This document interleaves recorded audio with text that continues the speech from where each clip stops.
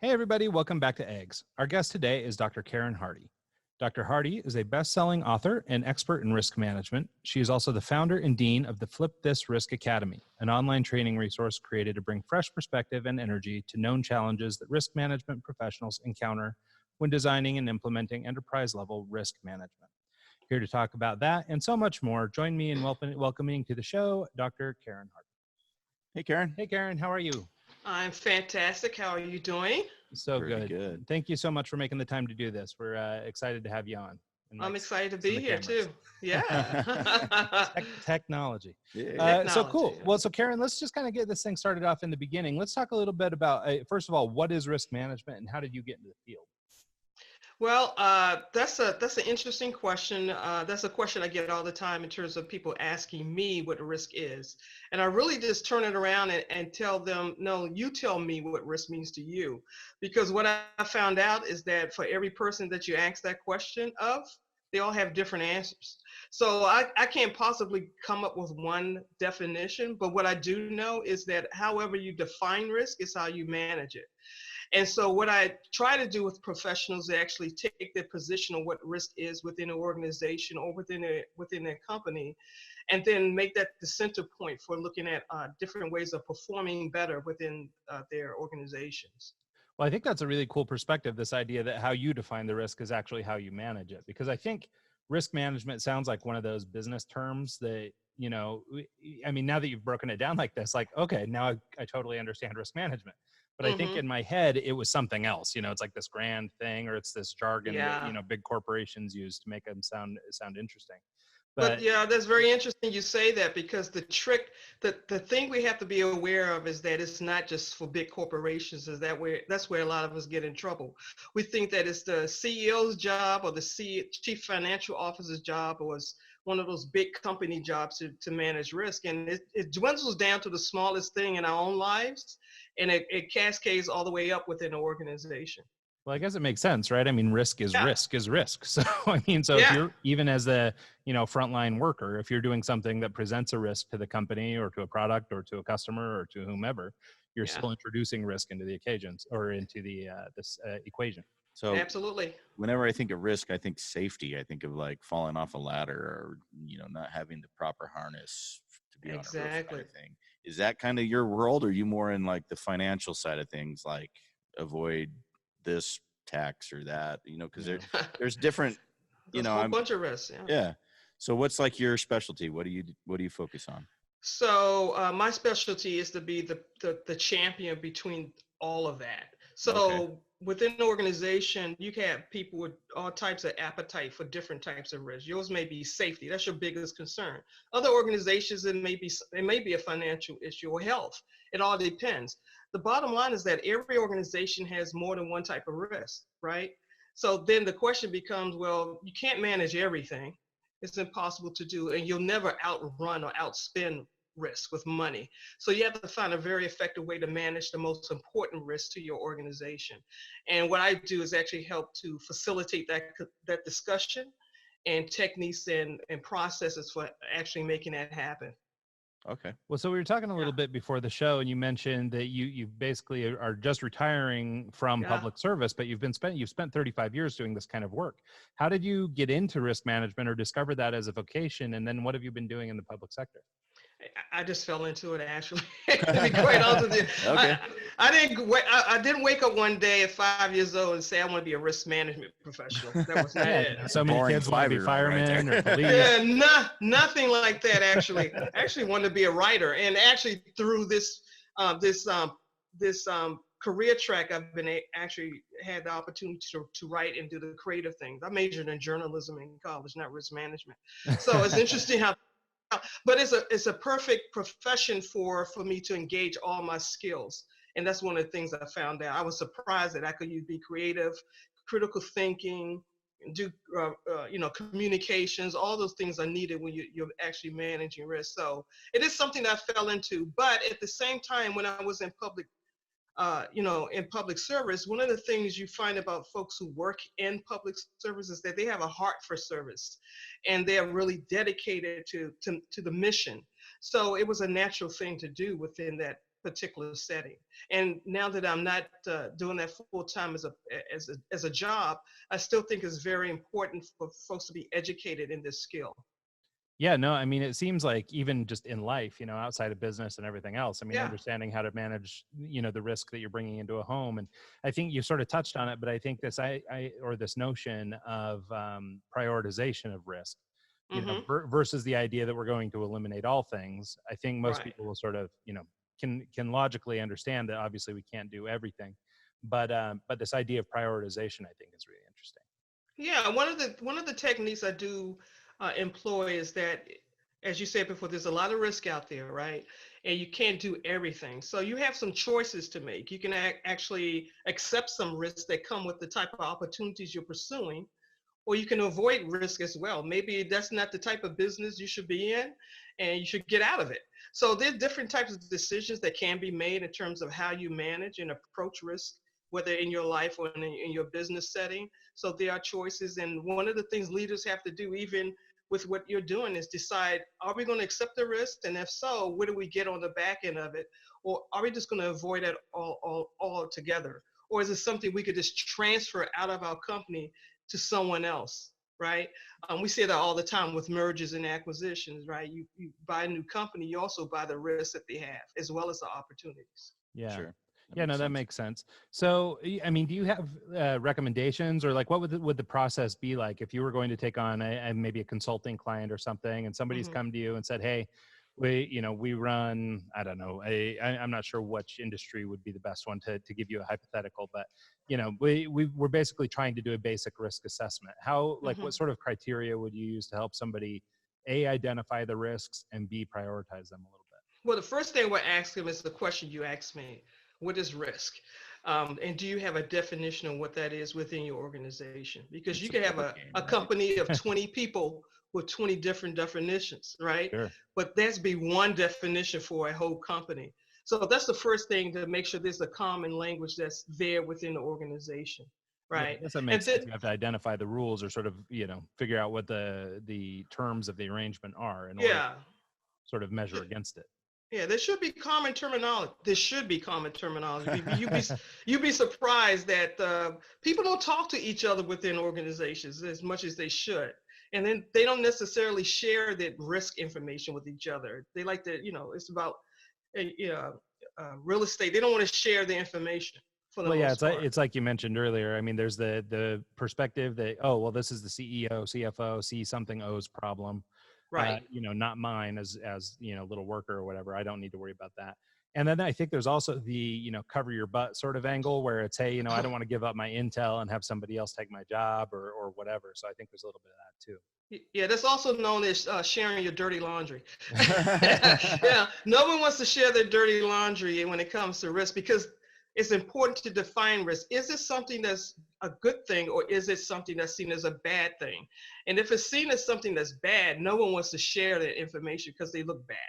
But if it's seen as something that's part of pursuing opportunities, then having risk in your organization is not abnormal, it's normal. A good business person knows what their risks are, versus someone who's trying to hide what their risks are. That's not productive at all. So in coming into an organization, first I would find out, is it a common terminology? What's the philosophy about risk within your organization? Is it something positive or something that's negative? Or is it risk aversion, as we like to call it? And then what are those things that keep you up at night? I mean, what are those things that are bugging you when you go home and go to sleep about your company that you just can't seem to find a solution for? Now, I'm not saying that risk management is the answer to everything, and I'm not saying it's 100%, 100% absolute assurance that things won't happen, because things happen.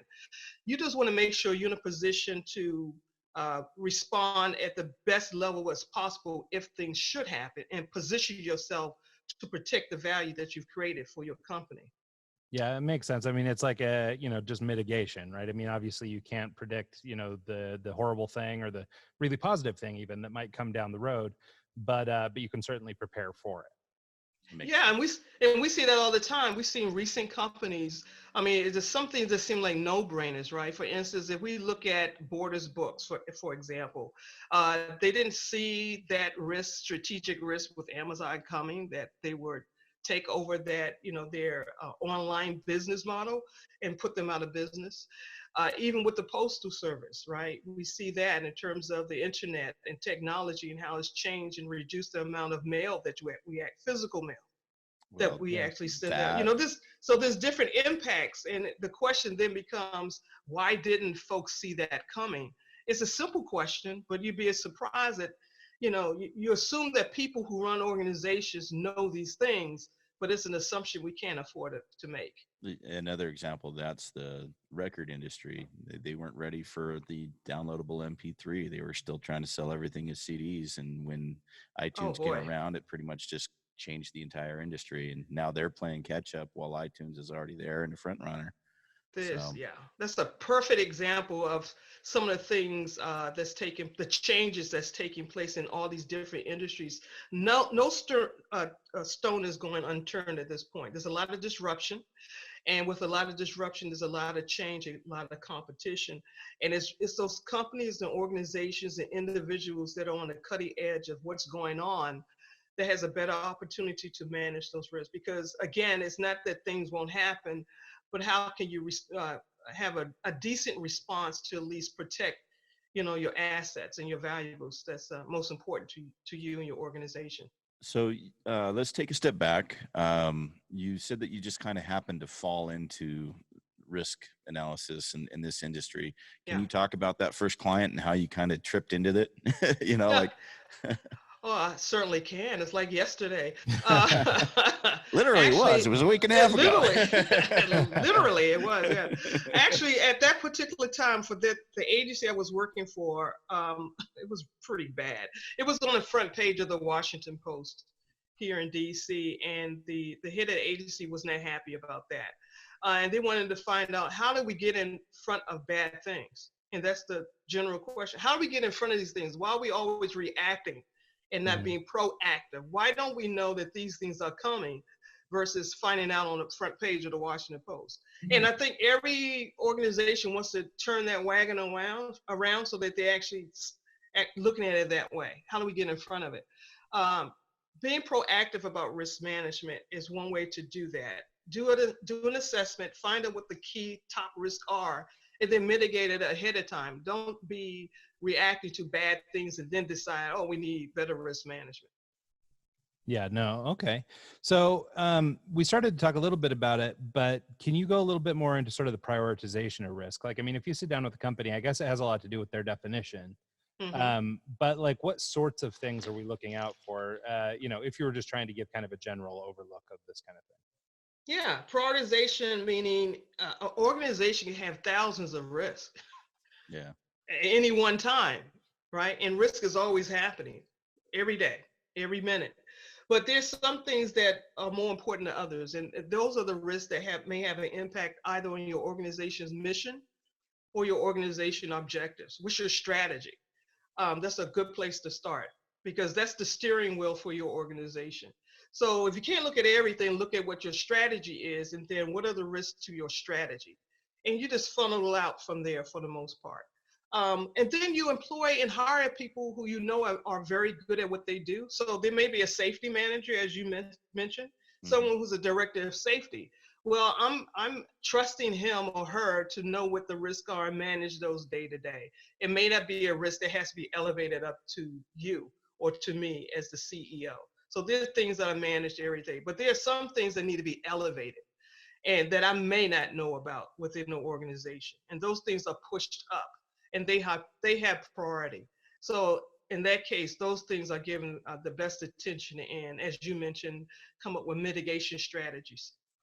So how does that work within an organization? I mean, do they retain somebody like you, or do you work for this agency and it's your job to, I guess, address these risks or see them as they're coming in and make those determinations, whether it's elevated or not? Or is this something that should be happening within an agency just sort of naturally? Like, should the frontline workers be empowered to share this message with people higher up? Like who does that work, I guess, within an organization? Right. Well, it's actually both roles. Within an organization that has a full-time person, it's the chief risk officer. usually it's called the chief risk officer, and that person is the champion. It's the person that's the mediator, the one that's in between those who manage the risk and those who make decisions, big decisions within an organization. Because you need someone to have their eyes on everything. And usually everyone else is committed to something, so they don't have to look across the entire organization. So you have a chief risk officer in that position. On the other hand, you can hire a consultant. Sometimes you need a fresh pair of eyes to look at your organization and come up with some strategies that you may not be able to think of internally within your organization. So my dad is actually a safety officer. That was his role for years. He actually had a company he ran called Safety Services out of Seattle, Washington. And he would go to construction sites and pretend to be an OSHA or WISHA inspector for the company, right. to come in and essentially analyze the site and prevent, oh, your fall restraints aren't to code, or you don't have this handrail up here or that, and essentially try and find what the OSHA inspector, the WISHA inspector is going to find before they do it, so that if they do get a site visit, they're not going to get fined. Because one fee or one fine for, a fall restraint or something could add up to his whole annual salary for the year. So having him on the payroll to go around and find hazards like that actually saved the company money in the long run. Yeah, and then in that instance, with this safety, you're able to actually quantify the cost if that should actually happen. So you know what the dollars are. But in some instances, you have risks that are very hard to quantify, like reputation risks. Mm-hmm. And we just saw that with Peloton, with the bicycle commercial, and how culture plays a huge role in impacting some of the things you need to. You need to do risk management at all times. So in this instance, with that particular commercial, the company may have underestimated in terms of what people see from the outside versus what you. So I'm at a loss. I haven't seen or heard about this. What's the? Have you not seen that? I've seen the commercial. I know what Peloton is, but I don't know what the.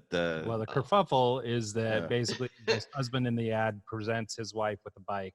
And says, get in shape, get in the kitchen and make me breakfast while you're at it, right? Yeah, the implication is that he's saying that you need to get in shape or whatever. Okay. I mean, of course, she's incredibly fit already. I would be stoked. Right. All right. But nonetheless, so people sort of were up in arms over that, and sort of. Well, how do you mitigate something like that? Because I mean, that's kind of like, you don't know that you're going to offend the random person and it's going to turn into some viral thing. Like that to me seems very light. And then it blows up to this big thing. How would a company like Peloton actually know that going into it? I mean, hindsight is 20/20, right? Yeah, right. You don't know. They have this thing. It's called Johari's window, and it's called, there's some things you know about yourself. There's some things you don't know about yourself, and there's some things everybody knows about you, right? So, that's a perfect example of how moving forward in this arena and environment we're working in now is very sensitive. You have to engage the right people when you're doing a risk assessment.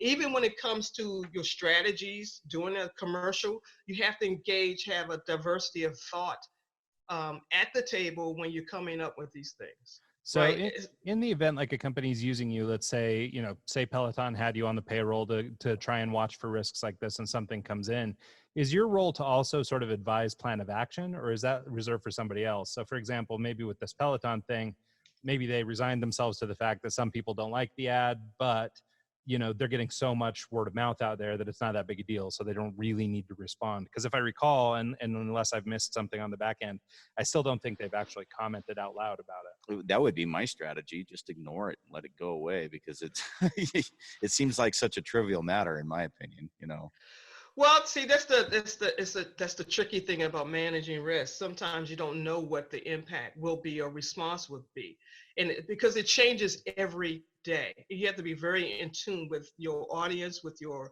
stakeholders, or whoever has a role to play or impact within your organization. But they did lose a lot of money. Yeah, I know that their stock took a hit. Yeah, the stock took a hit. So, and we can go back with Target for the event that took place in 2013. Just the ripple effect, the long-term impact. Sometimes it's not immediate, And it may be some time before you see maybe a few years or so what that looked like. During a holiday season that you're losing sales, okay? So you have to think about things like that. And, in public service, that's one thing you always had to battle with. You're dealing with taxpayer dollars, so you're always on a hot plate. People are always looking and zooming in on things that are going wrong, and there's a lot of things that were going right with the hard-working people within the public service. So this is something that's across the board. It's not just Peloton. It's any organization. You just have to be a little bit more sensitive, especially when you have so many different types of risk. Reputation risk is one of those buckets this particular one would fall into. So you manage reputation risks a little bit different than a safety risk, right? Sure. You have to think about your, who's watching, what the response would be. Maybe we put in some type of a think tank or a group to look at the messaging before it's sent out. Little things like that you just don't think about, but you have to think about now. So as the risk manager, would you have advised them, like in the case of this, let's talk focus groups, let's do things like that. But in the aftermath of it, do you actually propose, how do we resolve this, or how do we behave? Or is that more reserved for like a PR person or something? No, actually you can have the PR person as part of that. The risk community, that is one of the topics that has come up actually, because it's part of reputation risk. What could have been done differently? But it's easy to talk about that in hindsight. That's the easy part. Yeah. How do you catch it coming down? Yeah. How you catch it early is that you do something what we call enterprise risk management. You take the safety manager, the facilities manager, you take maybe just the C-suite, and you come up with what your top risk not only are, but could be. What are those emerging things that we need to look out for? What are some things that occurred in other companies? That's why we talked about industries, looking at other industries. What are some risks that occurred in different industries that could impact us if it should happen? It may not be the same industry, but that risk could be something that materializes within, the type of work that we do. Yeah, history is the best teacher, that's for sure. If you can go back and see, this happened to Target 4 years ago, it's very likely it could happen to us, right. Walmart or whatever company. Exactly. Let's address that in advance. Yeah. So we've been talking a lot about sort of the, what happens or what is the role of the risk manager and people and things like that. But let's maybe try and flip it around and let's talk about the sort of the role of the person who's implementing this stuff. I mean, it seems like, at least to me, I can already, and it's just the way my brain works, but I mean, like, it's already going a million directions on this Peloton thing. Right? What could they have done? How could they have done? How do they address it once it's happened? Like, well, I think it's going that way for you thing. Because you would be the person that would have made that commercial. Yeah, we'd have run the bet. We'd have created the commercial. But yeah, so I'm just wondering, so if you are risk manager, you work for this company, like, how do you go about implementing these policies and implementing the direction and things like that? I know, for example, one of the things you're working on now, as we mentioned at the top of the show, is the Flip This Risk Academy, which is basically online resources for risk managers who are building these enterprise risk management systems that you're talking about, and overcoming some of sort of the known struggles of how to make it happen. Like, clearly in your experience and 35 years in public service, you've approached or run into many of these hurdles that are probably common in that industry. So can we talk a little bit about, before we get into your school, just talk about some of these risks or some of these problems that people are running into in implementation? Like, could something at Peloton have been dodged if they had been more, more proactive, or if they had invested more in risk management, or how could we have further mitigated their issues? Well, I'm definitely going to say yes, because everything's 50-50 for the most part. It just as easily could have been a risk that could have been in there, what we call inventory, a whole list of things we need to be, on the lookout for. And it could have been something that could have been addressed ahead of time. Again, it's not 100%, it's not absolute assurance about anything. Okay, it's just a reasonable assurance. I just need reasonable assurance that we have captured the risk that could, spare us embarrassment or so forth and so on, or make our stock, be devalued, right? So hopefully, we have a good chance at actually capturing that. But implementation can be very difficult, not because that risk management processes are difficult, but you're dealing with human beings within an organization. and human behavior. And so that's one of the biggest challenges I've saw in my career, is that trying to get people on the same page, the same sheet of music, in terms of what is risk, what is your philosophy, and do we agree that if these things should happen, we agree on what the response and plan should be. All right. You still have people dragging their feet. You think it's just more work. They don't have time to do it. These directors and executives are very, very busy. Unfortunately, they don't spend enough time on strategy and thinking and planning and Yeah. responses as much as they should. And then when they bite you in the back, and then all of a sudden you have to find the time, you have to find the resources, you have to find a chief risk officer, you have to find all these things that you could have had in place prior to the event actually happening. Yeah, right? You're busy fighting the fire when you could have just prevented the fire in the first place. Well, yeah. The thing that comes to mind with me is like the Starbucks handbook when they hire a new employee or something. I saw That's a good one. Role playing, like what would you do if a customer said this? What would you do if this happens? What would you do? Yeah. And it's actual scenarios that I'm sure Starbucks has had happen Yeah, you before. serve that much coffee, you've probably seen everything. Yeah, and so they kind of try and in the training for the employee is get in their head, like you can't say what's on your mind, you can't do this, you can't, I'm sure that's part of the risk assessment and the analysis that someone like you would probably come in for that company and write those training programs up for the employees. Is that part of your job? Oh, absolutely. Absolutely. We have to get everyone in the right mindset when it comes to this. Because I think off the back that a lot of leaders aren't sure where to start because there's so much. And what I help to do is to actually help them focus on a narrow set of risks first, right? The most pressing ones, and then build out from there with some best practices and maybe a pilot test to see how it works out, and then do some implementation on the back end, and of course training, because it's not a compliance exercise, it's not a report that you do, it's something that this inherently built within your decision making process. We have to talk about risk. It should be a natural part of discussion within organizations, but yet we continue to miss it a lot, and that's very disturbing. I mean, we live in an environment in a world that's very transparent.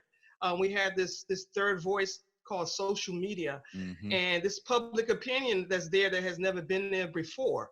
So if you're in the sales business, you're trying to sell products to the mass community, right? You need to take into consideration, what that commercial, what that sales presentation, what are people hearing on the other side of that? So it's a different world. You have to do risk differently.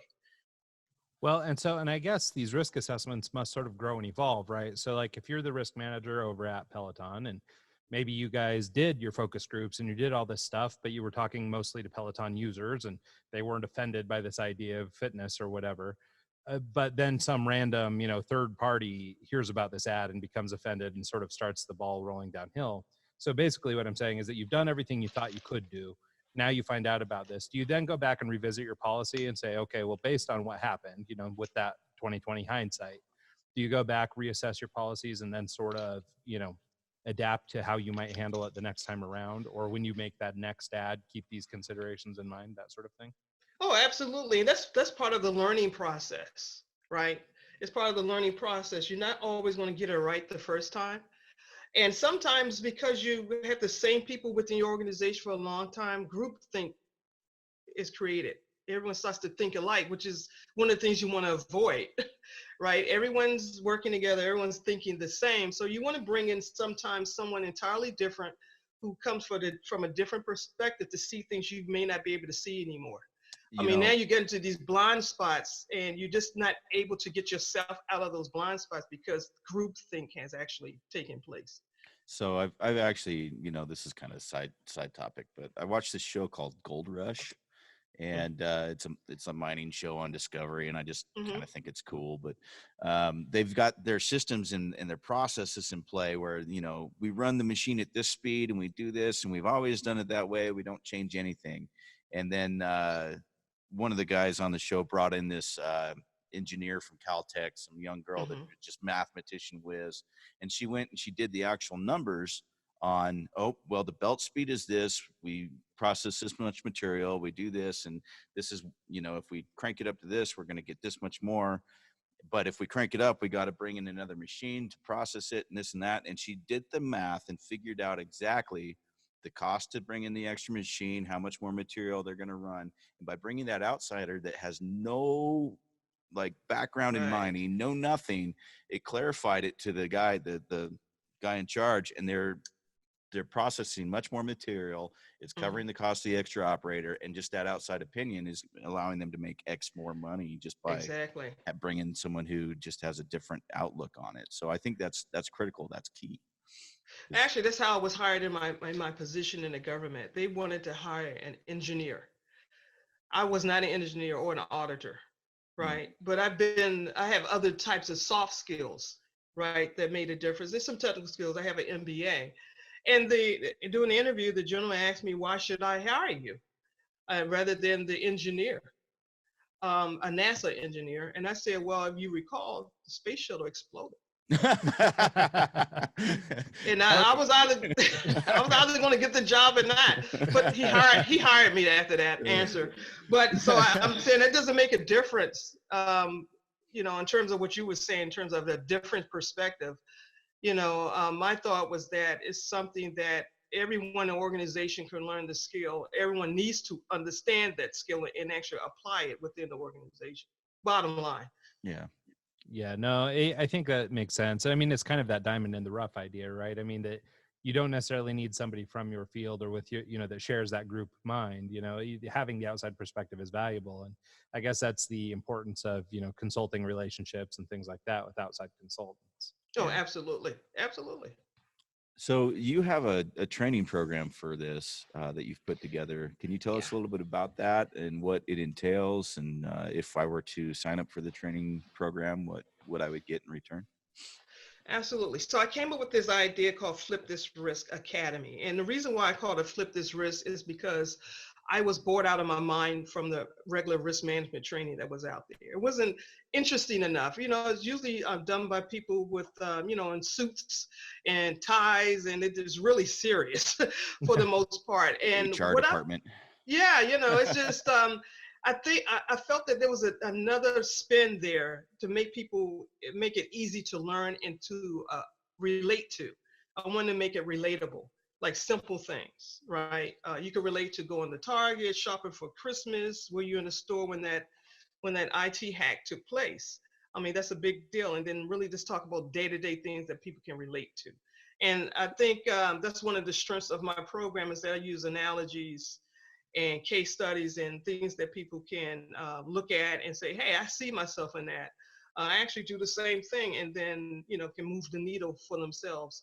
And that's what I want to see happen. I don't want to have training where people are scratching their head, trying to figure out what I'm talking about, using these ridiculously complicated words to get the point across. It's just about, hey, the day-to-day simple things that we manage, you should bring that within your organization. You manage risk based on how you define risk, but how do you get 100 people to think the same way about risk for the good of the organization? So the Academy is designed to actually take real world things I've done from my experience and say, this is what you need to do. You don't need more information. This is what you need to do. You need strategies, and then you need to go back and see if they work. And that's the only way to actually make this progress within organizations. Yeah, no. So if I'm, somebody who works in this field or whatever, how do I know that I need your work, your academy, versus going and seeing the stuffy guy somewhere? I mean, it does seem like an industry that would be rife with, the stuffy, not that fun of conferences, not that fun of events. Like, I don't know, maybe I'm playing stereotypes or something, but it seems like it wouldn't be the funnest group of people to hang out with. So I love that you're trying to give it this fresh perspective. And I mean, and to your credit, I mean, just in the half an hour we've spent with you so far, like I already have an infinitely better understanding of what risk management means than I did coming in. And it's been, a delightful conversation. It's been really easy to have that conversation with you and start to understand these things coming from a place of not really knowing anything. Well, especially for guys like us, we're pretty much solopreneurs. We run our own kind of thing, and yeah. Risk management isn't necessarily top of the mind for us. So yeah. It's not a sexy term, let's face it, right? It's not at all. But I'm going to mail you a certificate, okay, right after this. But She's but bringing one of sexy back. That's right. yeah, I'm bringing sexy back in risk management. But Somebody's got to do it. So why not someone you? has to. Yeah, it's a dirty job. Someone has to do it. But this is the type of response I want, because I want people to be able to say, not run from this, to say, oh my God, that's so boring. I want to be able to say, this is really fascinating. I never thought of it that way. Maybe there's something we need to think about in our own organization. That's the type of response I'm looking for. And then walking away, I can guarantee that when you spend time with me, you're going to know a little bit more than you did before. Or you're going to see things a little bit differently about risk and say, hey, that's pretty neat. That's definitely something all of our employees need to know about. So what sort of level of person would take your course? Like, I mean, is this the CMOs or the chief risk officer level type people, or is this for everybody sort of along the chain? Like, even if you're a junior or a consultant or doing this on your own, what stage of the game should one be at to engage in your course? Well, they should have some type of exposure to risk management itself. As you can see, imagine the scale of this is huge. Oh yeah, You can God, see. yeah. I don't know how you I whittle that mean, down. yeah, I'm trying to drill it down and be more of a target niche market for this. So I'm focusing on recertifications for those who already have risk management certification, because they have to keep their certifications. But Okay, at the yeah, same I time, did see that your program is the continuing education credits. right, the continuing education. But at the same time, I am looking at, for instance, IT and other types of consultants that work with the government. They have to be able, not only, you just can't offer a solution of risk management if you don't understand it yourself. So this a great opportunity for those consultants who want to work with government, and then also businesses who want to do business with government. The IQ for government workers for understanding risk management is going to shoot right up over the next few years. And you can be a consultant at, flatlining your knowledge about risk management. The customer can't be more informed about risk management than you are, Right. as the person delivering the service. Well, and I love it too. Just, I mean, like Mike was saying, I mean, both of us, we run small businesses, we do our own thing, and like, just this risk idea always felt like, and I even sort of maybe, let the cat out of the bag earlier on in this conversation when I was saying, oh, well, it's for the big corporations or whatever, Mm-hmm. it's, you don't even think about it at sort of small levels, because even, now in retrospect, thinking about our conversation and talking about, what we've been talking about so far, I can see a million places where I could go, oh, okay, well, maybe I should be more thoughtful about the way I handle that, or, Mm-hmm. I should probably have a contract in place for this, or, Mm-hmm. those sorts of things that, those are very business centric risk Yes. mitigation. But I mean, it wouldn't have even occurred to me before this conversation. Yeah, because it may look like a small thing to you because you're a solopreneur or a small company, but it could have such a big impact on your organization if it happens. It could wipe you out. It could, Mhm. it could take you out of business. This is one small thing. Dealing with insider threats like employees. Yeah. Yeah. That's the big one. In terms of disgruntled employees, that's a big risk for a lot of people. So that's something to keep your eye on. But you're right, you don't think about it, you think it's a big corporation, it's an Amazon problem, it's a Starbucks problem, but actually it's your problem. Yeah. It's everyone's responsibility to manage risk. So say for example, the disgruntled employee or you define the risk, you know that that's a problem. How do you go about implementing rules and regulations to avoid having a problem down the road? Do you just hire a lawyer and write a non-compete contract? Or, I mean, like, there's got to be multiple routes that you can go about enforcing the rules and try and making it policy. And Sure. I mean, you want to put things in place to put your company in the best position to protect itself, right? You want to do that. But as I said before, and this is a rule of thumb, there's no absolute insurance out there, but there's reasonable insurance. That's the rule of thumb. You won't be able to dodge everything, Mhm. right? Because things do happen. Some bad apples get through, right? And you're hoping that, that's not a recurring problem within your organization, and that's a different story. But for the most part, you do your best in terms of assessing what those emerging risks could be. What worst nightmares for the most part, and what are the key things that impact your mission and objectives. If you start there, you started at a good place, and you can build out from there. But I want people to get into the habit of talking about risk within an organization and coming with a response if it should happen as part of the day-to-day business, rather than waiting for an event to happen and then decide, well, what are we going to do? So would you like recommend having a weekly meeting with the company to go over risk analysis, or just, have that with the top, the managers and the CEO, and let it trickle down from there? Would you try and include all your employees, or just the top level? It has to be bottom up, because a lot of the risks that show up on the front page of the newspapers aren't the big ones. They're the tiny things. Right. Someone stole a pen that was $500. I mean, things get so misconstrued now and put out of context. Those are the things that get on in the news, right?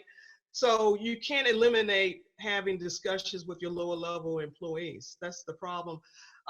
With other organizations, we've seen that in the past. The CFO says, I didn't know this was happening. We've seen that happen. It must have been a supervisor. But see, that's a disconnect, okay? Because usually the folks in the lower level don't see the same risk as those in the C-suite. So then you have a gap. Well, then what are you looking at? What things do I need to know that I should know? And is it worth me even knowing about, right? Yeah. For my organization.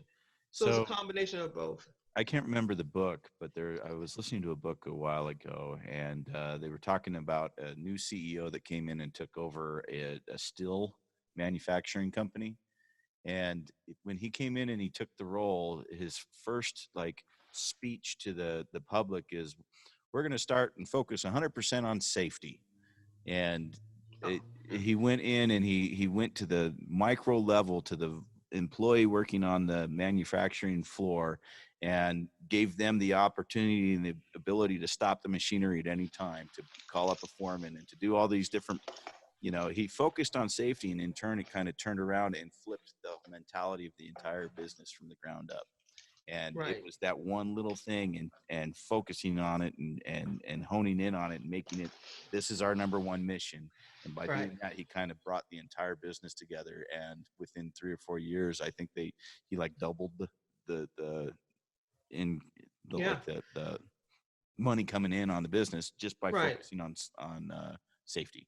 And that to me is kind of cool. Like I would have never thought that something that micro detail, and giving an employee the ability to stop the plant, stop the thing because he sees a problem, and letting them know that it's not a big deal to halt production if you see a problem. And they went from like a few fatalities a year to none. And then it also in turn, the whole morale of the business rose. Yeah, I was going to say, I mean, that actually does a lot of other things too. I mean, in addition to just the practical, at least in the frame of this conversation, the risk mitigation. In addition to that, I mean, the morale of, empowering your employees, even at a low level, that you now have power over the floor and that kind of thing. It can't help but boost the way everybody feels at work and their loyalty to try and observe these safety mechanisms or these risk management ideas. Well, that's a big part of risk management, in that you want those who own the risk have the power to do something about it. So, it doesn't help anyone if you know about it, but you can't do anything about it. Mm-hmm. So we call those the risk owners. And those risk owners can actually do something. If they know what that risk is, they can actually do something about it. And I think that's a pretty good example of that CEO actually empowering the employees, because they're the first line of defense. They see everything in that particular area, so they don't have time to sit down to the desk and send up an email and then go to the decision, and for the C-suite for 2 weeks. No, it needs to be done right then and there. So that's one of the things that it's just part of good risk management, and that's one of the things we definitely encourage within an organization. So one of the things that we started talking about just a minute ago was sort of this idea that big or small risk management is necessary for all. And so I wondered if we could talk a little bit about making risk management sort of accessible. The versions that we're talking about so far are these big corporations, government entities, people like that have these deep pockets where they can bring on, highly paid consultants or hire firms, things like that. Obviously, I mean, you said earlier in the show, and I love it, that, you can't sort of outpace risk with spending money. Mm-hmm. But they certainly have a leg up if they can bring in this team of consultants or whatever who can talk to them about risk and help them make the best decisions.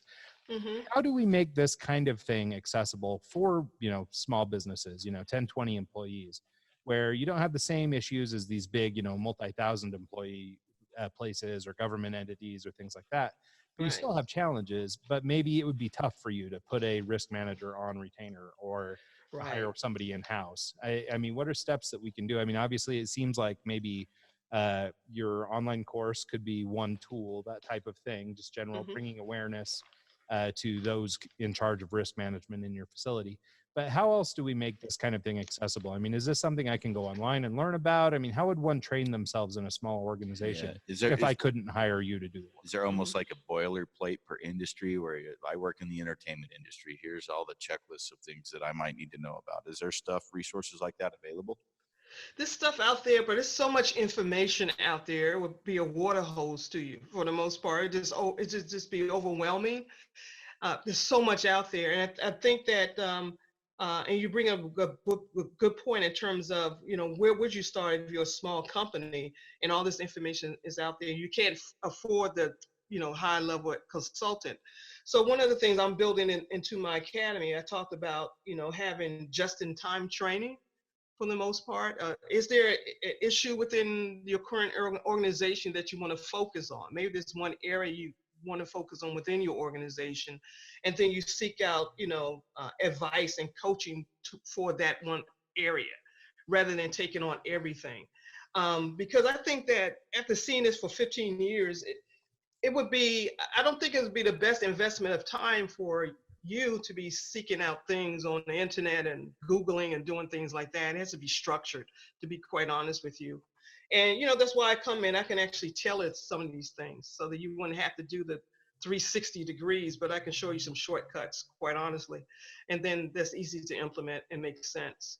Well, and it seems like maybe that's a way to do it sort of affordably, maybe by hiring somebody like you that could sort of, coach or lead sort of, from the periphery, maybe it's a one or two little consultative calls, or maybe it's a little email chain back and forth to address a specific issue.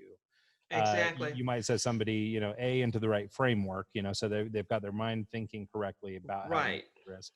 And then B, maybe some of these pointers or things you can share, whether through your course or through maybe a personal coaching practice or speaking at events or conferences, things like that.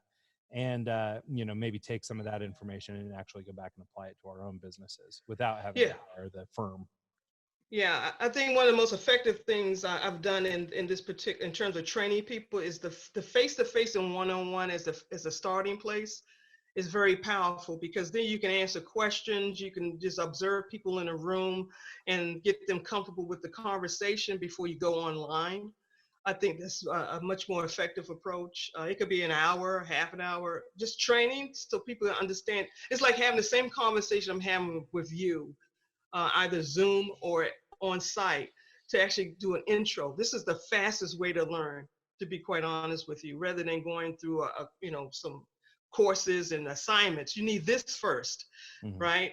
And then you go into assignments to support what you're doing on a day-to-day. Well, yeah, I imagine, to sort of Mike's idea of jumping online and just Googling for advice, if we'd had this conversation, or like if I had tried to do risk management myself in my company because I heard somebody talk about it like yesterday prior to having talked to you versus now even, and we haven't even gone deep, but I mean, based on what you're saying, I'm much more equipped now to do that Google search or to find the specific information about the specific challenge I'm trying to address versus, the shotgun or that water hose, like you put it. Right, exactly. Because you want to spend your time wisely, and you want to make sure if you're going to spend your time looking at that, it's regarding a risk that can actually have the most impact on your organization. Yeah. Okay. Well, so let's talk, I guess, just a little bit about, or a little more about sort of this product, or about the Flip the Script Academy. So how does it work in terms of, getting signed up? What is the course load look like, or what types of things are we going to be going through? So in 2020, we're going to launch the courses in 2020. Right now, you can take a free course just to fill it out a little bit. And you get a 1 hour continuing education credit just on the front end. I want people to just a way of saying hello, introduce myself for that. And then in 2020, we're going to roll out a couple of the online courses I think are the most important ones to do. It's going to be more video oriented. I don't want people to get lost in the training, because again, it's very important for me for people to be able to apply this as something real. Not just read a bunch of material. I mean, I have a college textbook. I have plenty of material. I have a book here. I mean, this is like a pocket guide, Flip This Risk pocket guide. And I'm writing this for different industries. It's like 30 pages. That's the type of thing you want to give people. It's just so much to absorb at one time.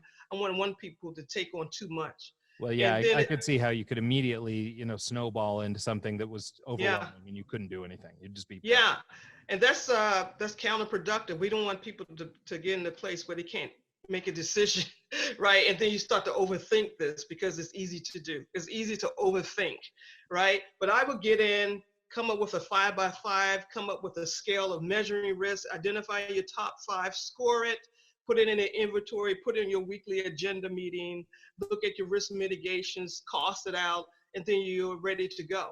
I mean, that took me 15 years to learn, but it wouldn't, but it would take a half day, to get people up and going within an organization. Yeah, that's cool. Yeah, no, I think that's great. Well, cool. Well, so Karen, as we sort of wrap this thing up, where can people learn more about you, what you're up to, the Academy, all those good things? Well, flipthisriskacademy.com, of course. I'm also on LinkedIn. If you look at my profile, it talks about my past history and all the work I've done building up this skill, and looking forward to actually offering this up to as many people as possible. But 2020, definitely we'll be having some online courses, and hopefully people will reach out. You guys reach out, fly out there, talk to you, get some things in place.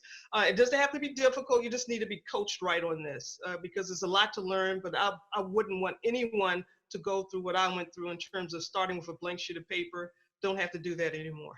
Yeah, and that's so great. I mean, because it just isn't practical for everyone to become an expert in these things, and so it's really useful to find experts like this that can help out. Is that book that you showed us, is that available somewhere? Can people pick that up? Yeah, on Amazon. If you go on Amazon, this is the hard copy. Again, it's 30 pages or so. It's a pocket guide. It's based on 10 videos I did this year, Flip This Risk videos, and 17 questions you need to ask yourself in terms of managing risk. So you can get this. This is $21 on Amazon. This is the ebook version as well. But I would start here, and I'm going to turn this into a course, and then you get credit for it. Nice. Oh, that's awesome. Yeah. Cool. Well, thanks, Karen. I really appreciate your time so much. Once again, our guest was Dr. Karen Hardy. You can learn more about her program at flipthisriskacademy.com, just like it sounds. And chase her down on LinkedIn. Get connected and let her know if you've got any questions about risk. Yeah. Thanks for making the time for us, Karen. Oh, absolutely. It's a pleasure. Thank you. Yep. Thanks again.